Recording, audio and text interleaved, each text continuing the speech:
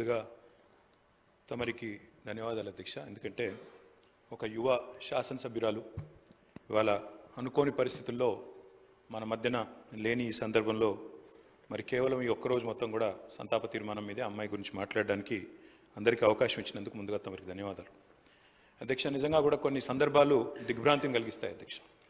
ఇవాళ జ్ఞాని సాయన్న గారు ఇప్పుడే ముఖ్యమంత్రి గారు చెప్పినట్టు ఒక సీనియర్ శాసనసభ్యుడు, 5 సార్లు గెలిచిన మంచి వ్యక్తి, మృదు స్వభావి, ఎప్పుడు ఎక్కడ ఎవరిని కలిసినా ఏ పార్టీలో ఉన్నా ఒక అజాత శత్రువుగా మంచి పేరు తెచ్చుకున్న వ్యక్తి జ్ఞాని సాయన్న గారు అధ్యక్ష.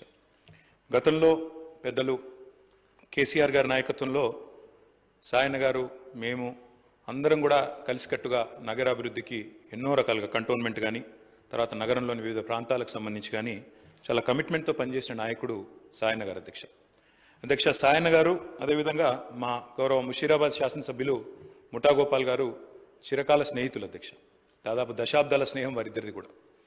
మీకు కూడా మంచి స్నేహితుడు అధ్యక్ష వారు.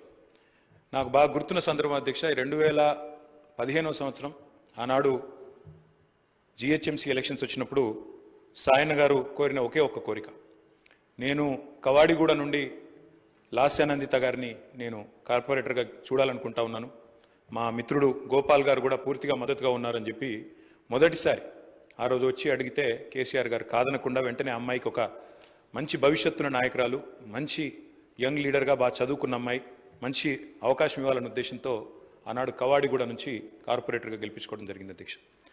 కానీ నిజంగా కొన్ని సందర్భాలు ఎట్లా ఉంటాయి అధ్యక్ష అంటే, ఇప్పుడు సాయన్న గారి కుటుంబాన్ని చూస్తూ ఉంటే విధి నిజంగానే వారి మీద పగబట్టిందేమో అన్నంత తీవ్రంగా ఒకే ఒక్క సంవత్సరంలో మరి అటు సాయన్న గారు దుర్మరణం పాలు కావడం, ఆ తర్వాత అనుకోని మరి మమ్మల్ని అందరినీ కూడా విస్మయపరుస్తూ దిగ్భ్రాంతికి గురి చేస్తూ లాస్యానందిత గారు కూడా ఈ రోడ్ యాక్సిడెంట్లో చనిపోవడం, ఇవన్నీ కూడా అత్యంత ఆవేదన కలిగించే అంశాలు అధ్యక్ష.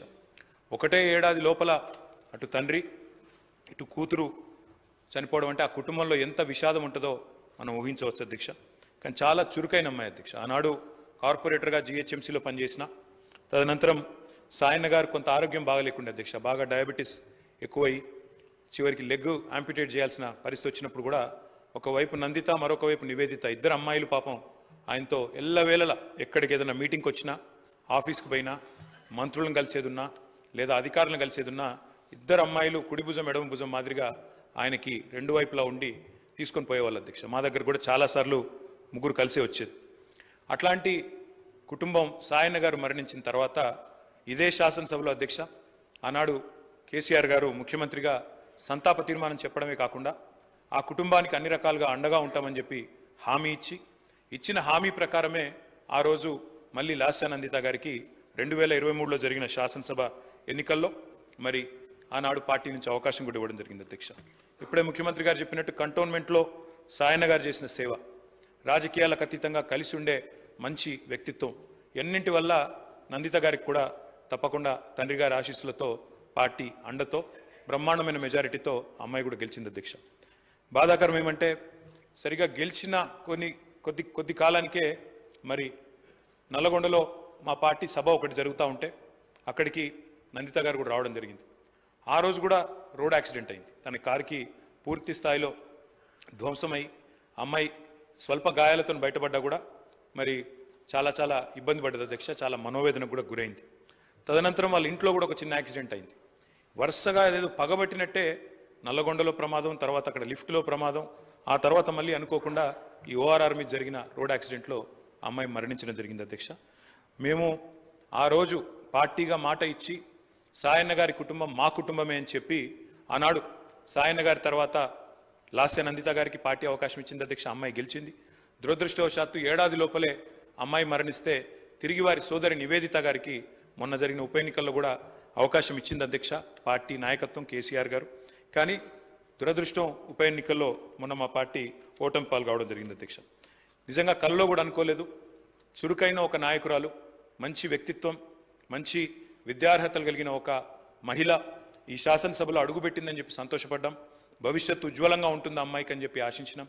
కానీ ఇదే సభలో ఆమె అడుగుపెట్టిన కొద్ది కాలానికే సంతాప తీర్మానం మీద మాట్లాడాల్సి వస్తుందనే ఆవేదన మాత్రం మా సభ్యులందరికీ ఉంది అధ్యక్ష. వారందరి మనోవేదన, ముఖ్యంగా మా గోపాలన్న గురించి అయితే ఆయన ఎంత బాధపడ్డారో నేను కళ్ళారా చూసిన అధ్యక్ష. అందుకే ఇలాంటి క్లిష్ట పరిస్థితుల్లో సాయన్న గారి మరణం తర్వాత మేమందరం కూడా ఆ కుటుంబానికి అండగా నిలబడాలని పార్టీగా నిర్ణయం తీసుకున్నాం. తర్వాత నందిత గారు, తర్వాత ఇప్పుడు నివేదిత గారు, వారి కుటుంబానికి ఈ రోజు అయితే కాదు అధ్యక్ష, భవిష్యత్తులో కూడా సంపూర్ణంగా అండగా ఉంటాం. ఈ సంతాప తీర్మానాన్ని పూర్తిగా బలపరుస్తూ ఆ కుటుంబానికి మనోధైర్యం భగవంతుడు ప్రసాదించాలని, లాస్యా నందిత గారి ఆత్మకు శాంతి చేకూరాలని ప్రార్థిస్తా ఉన్నాం అధ్యక్ష. జిల్లా మినిస్టర్